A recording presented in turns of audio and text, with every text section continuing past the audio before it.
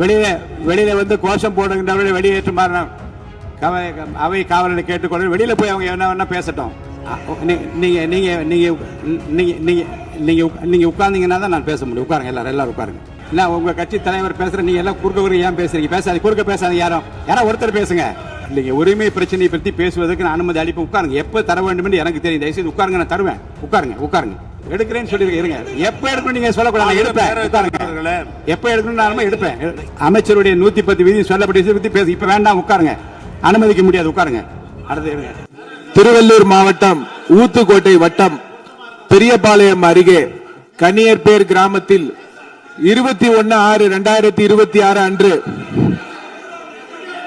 Peter and Paul sea food exports private limited படிங்க registration நீங்க படிங்க என்ற தனியார் கடல் உணவுகளை பதப்படுத்தும் தனியார் தொழிற்சாலையில் ஐஸ் பிளாக்ஸ் ஜெனரேட்டருக்கு செல்லும் பைப்லைன் வால்வில் எதிர்பாராத விதமாக ஏற்பட்ட விபத்தின் காரணமாக மாண்பு உறுப்பினர்கள் அமருங்கள். மாண்பு உறுப்பினர்கள் அமருங்கள். மாண்பு உறுப்பினர்கள் அமருங்கள். 110 விதியின் அரசின் சார்பில் இருங்க. அரசின் சார்பில் நீங்கள் சொல்ல உட்காருங்க. நான் சொல்றேன். சொல்றேன்.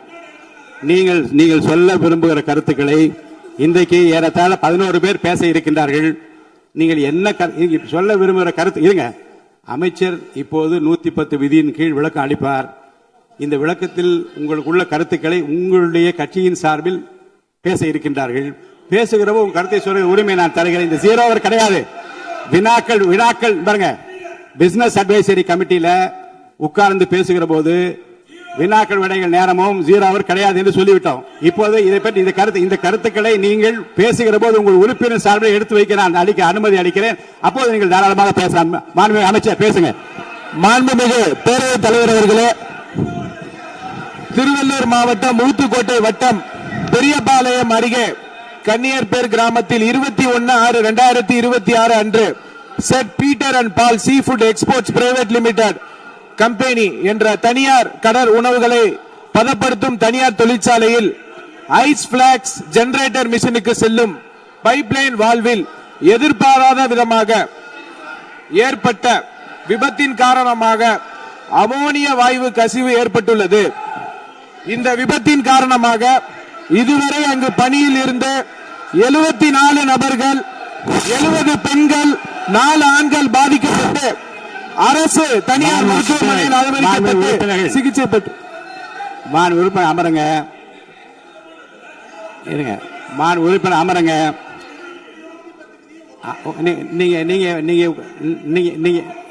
நீங்க உட்கார்ந்தீங்கன்னா தான் நான் பேச முடியும். உட்காருங்க, எல்லாரும் உட்காருங்க. பாருங்க, நீங்க உங்க கட்சி தலைவர் பேசுற, நீங்க எல்லாம் குறுக்க ஏன் பேசுறீங்க? பேசாது, குறுக்க பேசாதீங்க. யாரோ ஒருத்தர் பேசுங்க.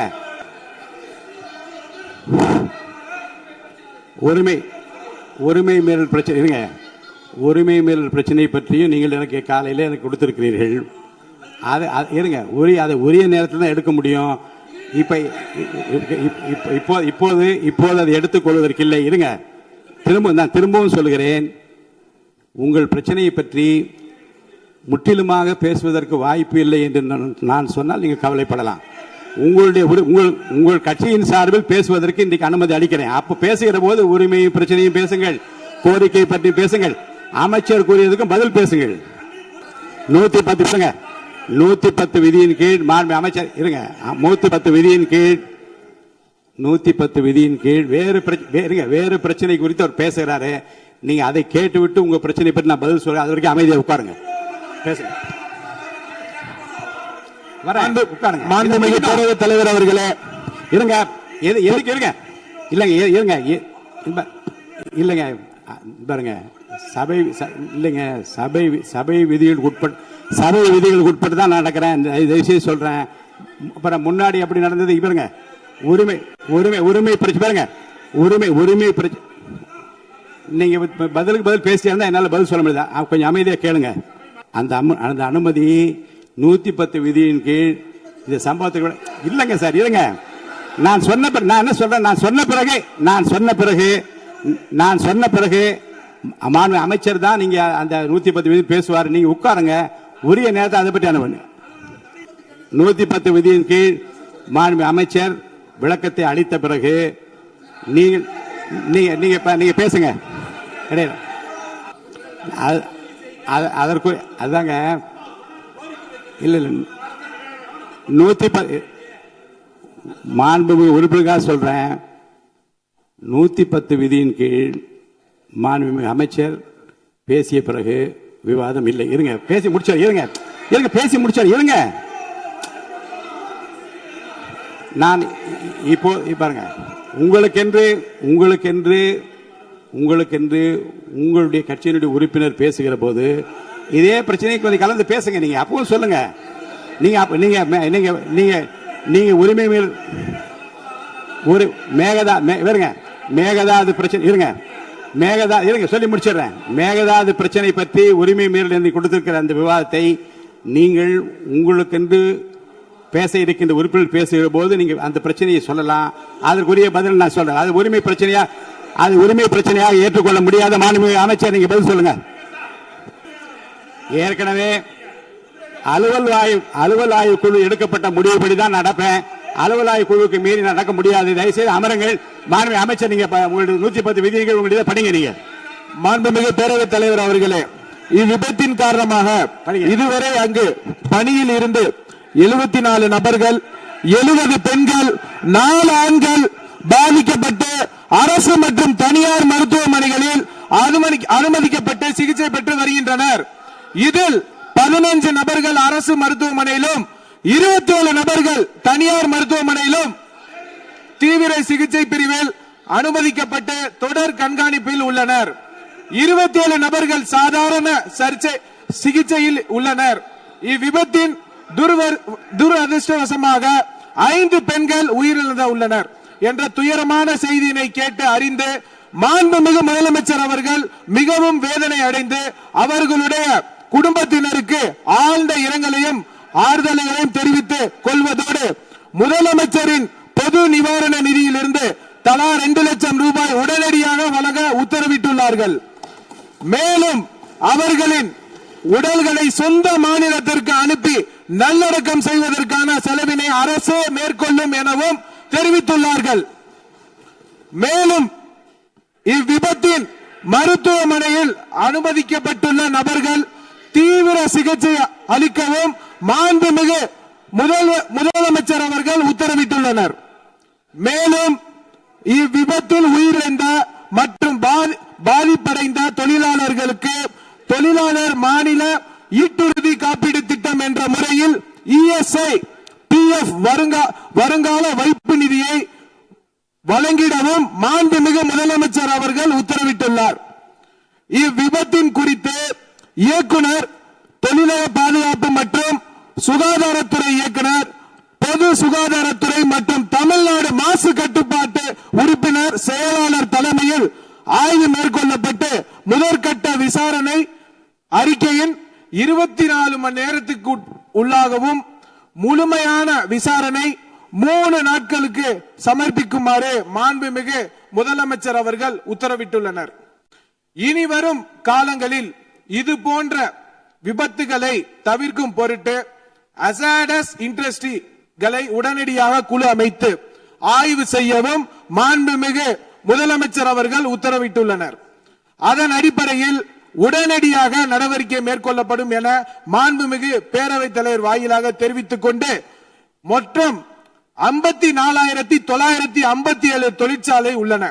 இதில் தொழிலாளர்கள் 27,65,313 தொழிலாளர்கள் உள்ளனர்.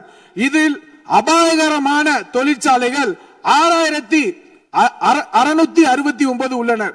இனி வரும் காலங்களில் தமிழ்நாடு முழுவதிலும் உள்ள அனைத்து தொழிற்சாலைகளிலும் இதுபோல் நடக்காம இருக்க அனைத்து விதமான நடவடிக்கையும் மேற்கொள்ளப்பட்டு சட்ட ரீதியாக நடவடிக்கை மேற்கொள்ளப்படும் என்பதை பேரவைத் தலைவர் வாயிலாக தெரிவித்துக் கொண்டு விடைபெறுகிறேன். நன்றி. அளிக்கிறேன். கொஞ்சம் அமைதியா உட்கார்ந்தீங்கன்னா இருங்க. இல்ல இப்போது 110 விதி பாருங்க, 110 விதியின் கீழ் மாண்பு அமைச்சர் அறிக்கை படித்த பிறகு விவாதம் கிடையாது. தயவுசெய்து அமருங்கள். நீங்க உறுப்பினர் பேசுகிற போது பேசுங்க. நீங்க உறுப்பினர் பேசுகிற பாருங்க, உங்களுக்கு விவாதம் இல்லைங்க. நீங்க பாருங்க, அவர் பேசிய பாருங்க, தயவுசெய்து நீங்களே அவர் பேசிய பிறகு அந்த கருத்தை ஒட்டி பேசுவதற்கு உங்களுக்கு வாய்ப்பு இருக்கு. 3 திராவிட முன்னேற்ற கழகத்தை சார்ந்த ஒரு பேச இருக்கீங்க. அப்படி கருத்துக்கள் சொல்லுங்க. இப்படி பண்ணுங்க, அப்படி பண்ணுங்க, இதெல்லாம் செய்ய வேண்டும் என்று கேளுங்க. யார் வேண்டாம்னு சொல்ற இப்ப பேச முடியாது. 110 விதியின் கீழ் அறிக்கை படித்த பிறகு விவாதம் கிடையாது. உட்காருங்க. மாண்பு உறுப்பினருக்கான சிலவற்றை நான் வெளியே கேட்கிறேன்.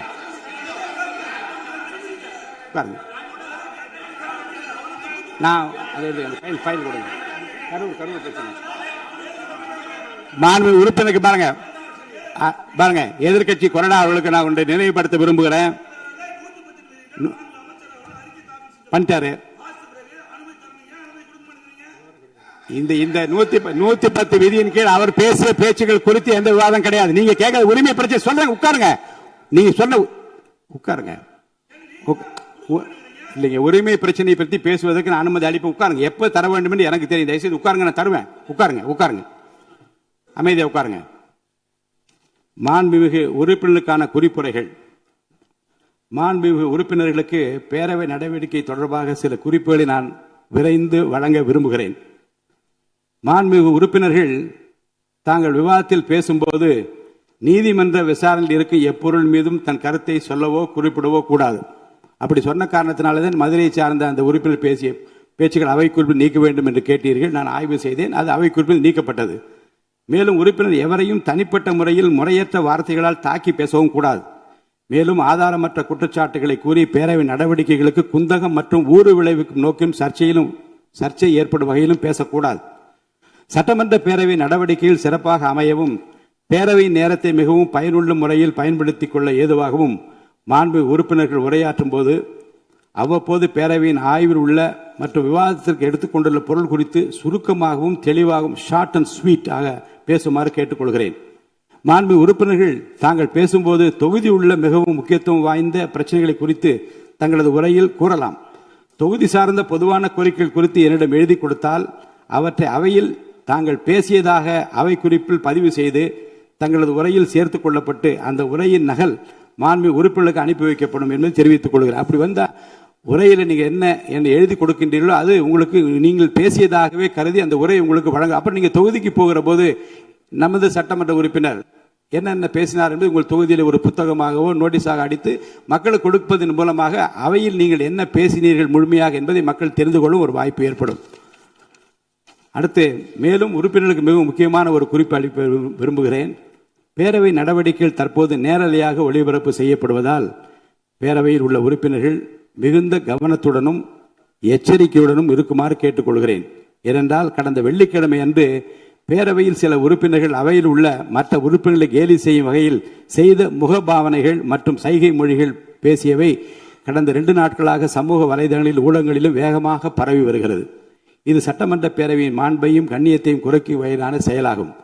இந்தியாவில் உள்ள பிற சட்டமன்ற பேரவைகளுக்கு எடுத்துக்காட்டாகவும் நூற்றாண்டு வரலாற்று பெருமை கொண்ட இந்த மாமன்றத்தின் மரபினை காத்திடும் வகையிலும் கண்ணியத்தினையும் மாண்பினையும் உயர்த்தி பிடிக்கும் வகையிலும் பேரவையின் சில நிகழ்வுகள் நேரலையில் ஒளிபரப்பு செய்யப்படுவதால் மாண்பு உறுப்பினர்கள் தங்களது பொறுப்பினையும் கடமையினையும் உணர்ந்து இதுபோன்ற கண்ணிய குறைவான செயல்களில் இனிவரும் காலங்களில் ஈடுபடக்கூடாது என அறிவுறுத்துகிறேன். இதுபோன்ற செயல்கள் தொடர்ந்தால் அந்த செயல் அவையின் உரிமை மீறலாக கருதப்பட்டு சம்பந்தப்பட்ட உறுப்பினர் மீது நடவடிக்கை எடுக்கப்படும் என்பதையும் நான் தெரிவித்துக் கொள்கிறேன்.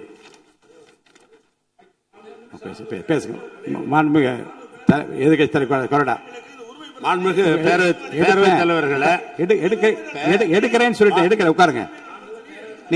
அவங்க பேசட்டும். எடுக்கிறேன்னு சொல்லி இருங்க. எப்ப எடுக்கணும் நீங்க சொல்லக்கூடாது. எடுப்பேன். எப்ப எடுக்கணும் நான் எடுப்பேன். எங்களை பொறுத்தளவுக்கு திராவிட முன்னேற்ற கழகத்தை பொறுத்தளவுக்கு நாங்கள் அரசினுடைய கவனத்துக்கு கொண்டு வருகிற செய்தியை தான் நான் சொல்ல விரும்புகிறேன். வேறொன்றுமல்ல. 110 அதில் கூட நான் அதை பத்தி நான் பேச அனுமதி தயவு செய்து அதை பற்றிங்க. நீங்கள் உங்களுடைய உறுப்பினர் பேசுகிற போது அதிகமான நேரம் கூட நான் தரேன். அமைச்சருடைய 110 விதி சொல்லப்பட்ட பத்தி பேச இப்ப வேண்டாம். உட்காருங்க. அனுமதிக்க முடியாது. உட்காருங்க.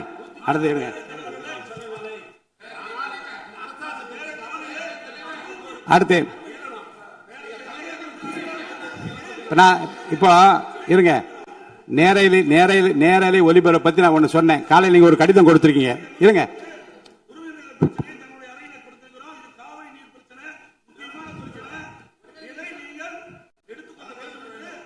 எடுத்துக்கிறேன். அவை முடிவதற்குள்ளாக ஒரு வாய்ப்பு உங்களுக்கு தரப்படும். இப்ப நீங்க அமைதியா நீங்க எப்ப இல்லங்க நீங்க இல்லங்க கடிதம் பாருங்க, ஜீரோ இல்ல, நீங்க கடிதம் மூலமா கொடுத்திருக்கீங்க. எப்போது எடுக்க வேண்டும் என்பது என்னுடைய உரிமை. நான் எப்போது எடுத்துக்கொள்ள வேண்டாம் எடுத்துக்கொள்வேன். இன்று அவை முடிவதற்குள்ளாக அதை பற்றிய விவரம் கொடுக்க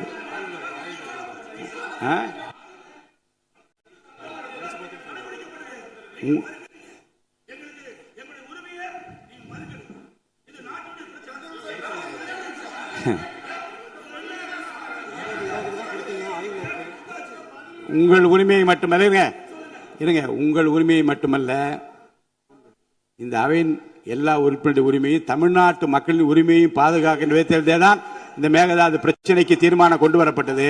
அது குறித்து உரிமை பிரச்சனைக்கு உங்களுக்கு வாய்ப்பு அளிப்பேன். நீங்க அமைதியா உட்காருங்க, வாய்ப்பு அளி. இப்ப நீங்க சொல்லாதீங்க நோ ரைட், என்ன இப்போ என்று சொல்லி கட்டாயப்படுத்த உரிமை இல்லை. நான் அளிப்பேன், உரிய நேரத்தில் அளிப்பேன். உட்காருங்க.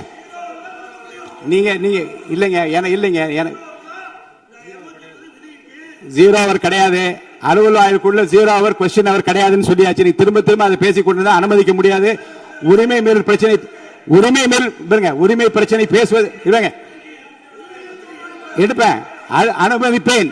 இன்று அவை முடிவதற்குள்ள அனுமதிப்பேன். இப்போதே எடுங்க. நீங்க வெளியே போய் பேசுங்க, எனக்கு ஒன்னும் ஆட்சி முடியாது. வெளியில என்ன அதைத்தான் நான் சொல்லுகிறேன். நீங்கள் சொல்லுகிற நேரத்தை எடுத்துக்கொள்ள முடியாது. அதை முடிவதற்குள்ளாக வாய்ப்பு அளிப்பேன். அதை முடிவதற்குள்ளாக வாய்ப்பு அளிப்பேன். நீங்க பேசுங்க.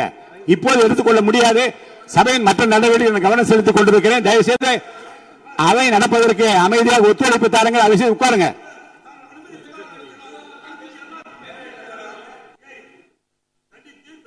உங்கள் விருப்பம். ஆமா,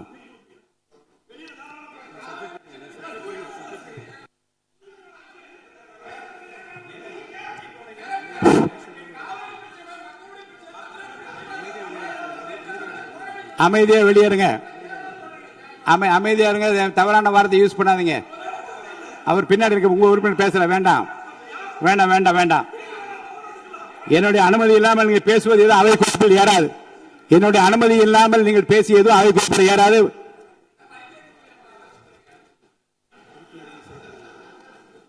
மாண்பு உறுப்பினருக்கு நான் ஒன்று சொல்கிறேன். உரிமை மீறல் பிரச்சனை பற்றி காலையிலே எனக்கு மனு கொடுத்தார்கள். அது ஆய்வில் இருக்கிறது. அவை முடிவதற்குள்ளாக வாய்ப்பு அளிக்கிறேன் என்று சொல்லிவிட்டேன். இது அவை முடிவதற்குள்ளாக வாய்ப்பு அளிக்கிறேன், உறுதியாக தருவேன் என்று சொன்ன பிறகும் அவர் வெளிநடப்பு செய்கிறார்கள். நம்மை பொறுத்த வரைக்கும் இந்த உரிமை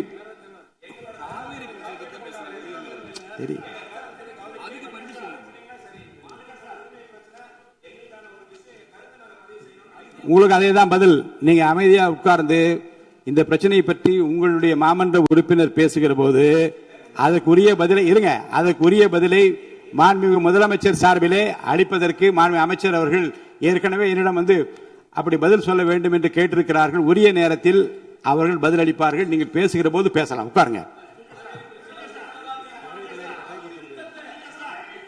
பாருங்க, பேரவைத் தலைவரே, இப்போதே அனுமதி யாரும் கட்டுப்படுத்த முடியாது, அனுமதிக்க முடியாது. அமைதியாக அமருங்கள். முக்கியமான ஒரு குறிப்பை நான் வெளியிட விரும்புகிறேன்.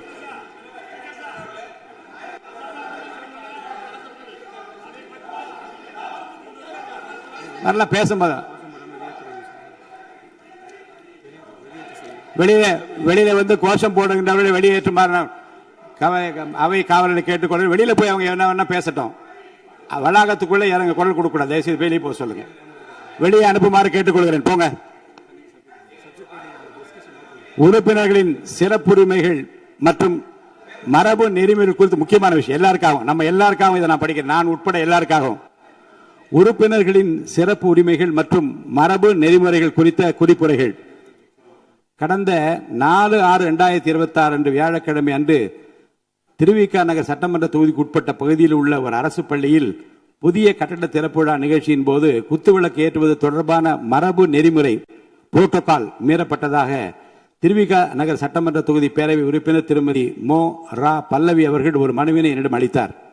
அந்த மனுவினை நான் நன்கு படித்து பார்த்து ஆய்வு செய்தேன். அது குறித்த சில கருத்துக்களையும் அறிவுறுத்தல்களையும் நான் இங்கு குறிப்பிட விரும்புகிறேன்.